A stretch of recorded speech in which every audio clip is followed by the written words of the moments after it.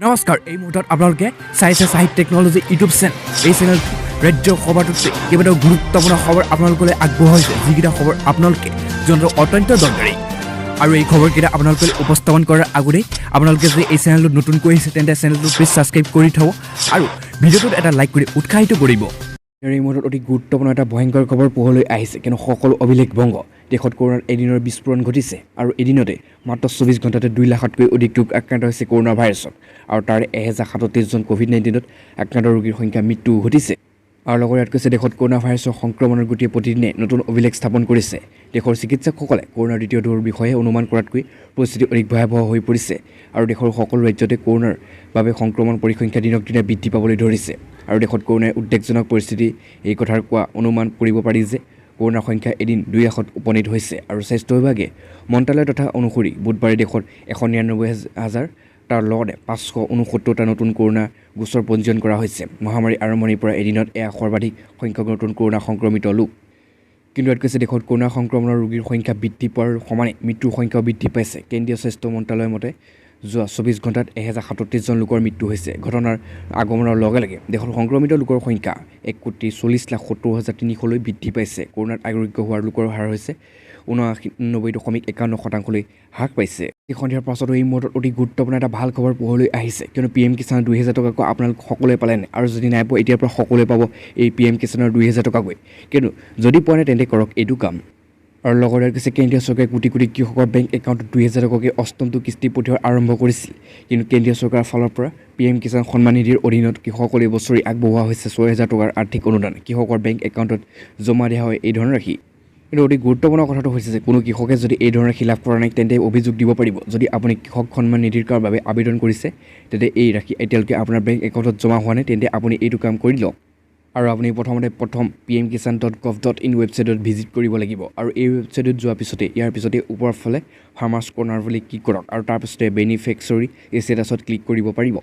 আৰু তাত ক্লিক কৰাৰ পিছতে ইয়াৰ পিছত আপোনাৰ আধাৰ নম্বৰ একাউণ্ট নম্বৰ আৰু মোবাইল নম্বৰ আপুনি প্ৰদান কৰিব লাগিব একাউণ্ট নম্বৰ আপোনাৰ বেংক একাউণ্ট নম্বৰ প্ৰদান কৰিব লাগিব আৰু আধাৰ নম্বৰটো আপুনি দিব লাগিব আৰু তাৰ লগতে মোবাইল নম্বৰটো দি দিব আৰু এই প্ৰক্ৰিয়াৰে আগবাঢ়ি আপুনি জানিব পাৰিব যে আপোনাৰ PM কিষাণৰ সন্মান নিধিত আছেনে নাই আৰু আপুনি ষ্টেটাছ চেক কৰি আপুনি সকলো তথ্য গম পাই যাব আপোনাৰ একাউণ্ট আছেনে নাই আপুনি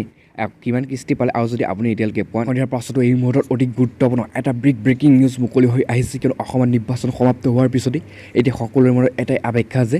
অসমত 2 মে'লৈ তাৰিখটোলৈ কিন্তু 2 মে'ত যদি বিজেপিয়ে চৰকাৰ গঠন কৰে তেন্তে বিজেপিৰ মুখ্যমন্ত্ৰী পদৰ প্ৰাৰ্থী কোন হ'ব হিমন্ত বিশ্ব শৰ্মানে আগৰ সৰ্বানন্দ সোণোৱাল তাক লৈ এতিয়া সকলোৱে জল্পনা কল্পনা কিন্তু তাৰ লগতে এক কেন্দ্ৰীয় নেতৃত্বৰ ফালৰ পৰা বৃহৎ সিদ্ধান্ত গ্ৰহণ কৰি কৈছে যে কোন হ'ব হিমন্ত কি হ'ব হিমন্তৰ সোণোৱালৰ মুখ্যমন্ত্ৰী হৈ আছে গতিকে ঘোষণা কিয় কৰিব লাগে এইদৰে কেন্দ্ৰীয় মন্ত্ৰীয়ে স্পষ্ট কৰি দিছে কিয়নো কৈছে কি হ'ব এতিয়া হিমন্ত বিশ্ব শৰ্মাৰ সোণোৱাল মুখ্যমন্ত্ৰী হৈ আছে গতিকে ঘোষণা কৰিব কিয় লাগে নৰেন্দ্ৰ সিং আগন্তুক সময়ত বিজেপি দলে চৰকাৰ গঠন কৰিলে কোন হ'ব অসমৰ মুখ্যমন্ত্ৰী এই সময়ছোৱাত বিভিন্নজনৰ মাজত প্ৰশ্ন উত্থাপিত হৈছে বিজেপিৰ মুখ্যমন্ত্ৰী পদৰ দৌৰত সন্মুখলৈ আহিছে মুখ্যমন্ত্ৰী সৰ্বানন্দ সোণোৱাল আৰু মন্ত্ৰী ডক্টৰ হিমন্ত বিশ্ব শৰ্মাৰ নাম কিন্তু এই ক্ষেত্ৰত কেন্দ্ৰীয় কৃষি মন্ত্ৰী নৰেন্দ্ৰ সিং টোমাৰে সংবাদ মাধ্যমৰ আগত অসমত NDA সমূহীন নেতৃত্বৰ চৰকাৰ আছে অসমত সৰ্বানন্দ সোণোৱাল মুখ্যমন্ত্ৰী হৈ আছে গতিকে আৰু তাৰপিছতে কেন্দ্ৰীয় নেতৃত্বই কয় যে অসমৰ সৰ্বানন্দ সোণোৱাল মুখ্যমন্ত্ৰী হৈ আছে গতিকে আন কোনো লোকক মুখ্যমন্ত্ৰী পতা নহয় এই বিষয় সম্পৰ্কে নিৰ্বাচনৰ আলোচনা কৰা ঠিক নহয় মুখ্যমন্ত্ৰী আছেই গতিকে ঘোষণা কৰিব কিয় লাগে কিয়নো এটা উল্লেখনীয় কথা হৈছে যে বিজেপি এতিয়ালৈকে কোনো প্ৰাৰ্থীৰ নাম মুখ্যমন্ত্ৰী পদৰ বাবে ঘোষণা কৰা নাই অৱশ্যে এই ক্ষেত্ৰত মুখ্যমন্ত্ৰী সৰ্বানন্দ সোণোৱাল আৰু মন্ত্ৰী হিমন্ত বিশ্ব শৰ্মাই কৈছে যে মুখ্যমন্ত্ৰী পদৰ ক্ষেত্ৰত দলৰ শীৰ্ষ নেতৃত্ব নৰেন্দ্ৰ মোদী আৰু অমিত শ্বাহে যি সিদ্ধান্ত গ্ৰহণ কৰে সেই সিদ্ধান্তক আদৰণি জনায় সন্ধিয়াৰ পাছতো আনহাতে বহুতো ডাঙৰ ব্ৰেকিং নিউজ মুকলি হৈছে চৰকাৰী কৰ্মচাৰীসকলৰ বাবে কিয়নো কৈছে কৰোনাৰ ভয়ংকৰ ৰূপ প্ৰতিখন বিদ্যালয়ৰ শিক্ষক কৰ্মচাৰী ঘৰৰ বাহিৰে কাম কৰিবলৈ নিৰ্দেশ জাৰি কৰিছে অৱশেষত তাৰ লগতে কৈছে কৰোনা ভয়ংকৰ ৰূপ প্ৰতিখন বিদ্যালয়ৰ শিক্ষক কৰ্মচাৰী ঘৰৰ বাহিৰে কাম কৰিবলৈ নিৰ্দেশ দিছে মুম্বাই বৰ্ধিত কৰোনা ঘটনাৰ প্ৰতি দৃষ্টি ৰাখি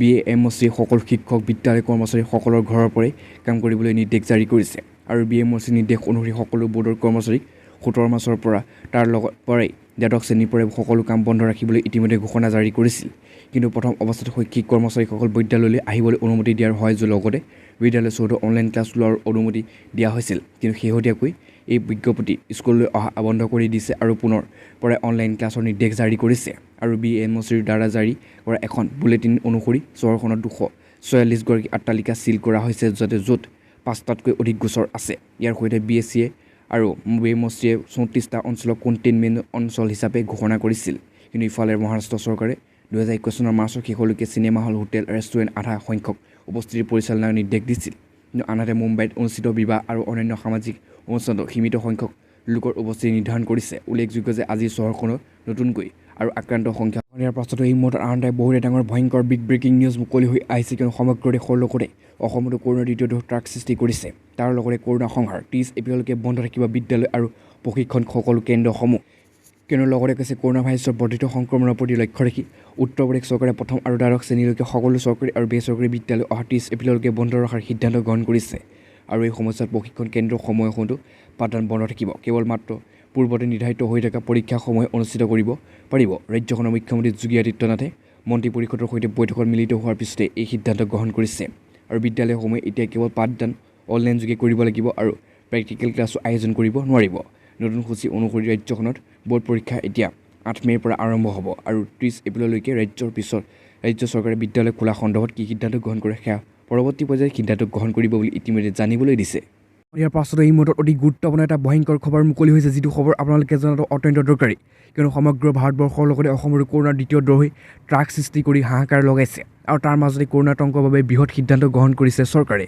দশম শ্ৰেণীৰ পৰীক্ষা যি মেট্ৰিক পৰীক্ষা হয় সেই পৰীক্ষা বাতিল কৰিছে। তাৰ লগতে দ্বাদশ শ্ৰেণীৰ পৰীক্ষা পিছুৱাই দিয়া হৈছে। কিয়নো কৈছে কৰোনা আতংকৰ বাবে বৃহৎ সিদ্ধান্ত, দশম শ্ৰেণীৰ পৰীক্ষা বাতিল আৰু দ্বাদশ শ্ৰেণীৰ পৰীক্ষা স্থগিত ৰখাৰ সিদ্ধান্ত গ্ৰহণ কৰিছে চৰকাৰে।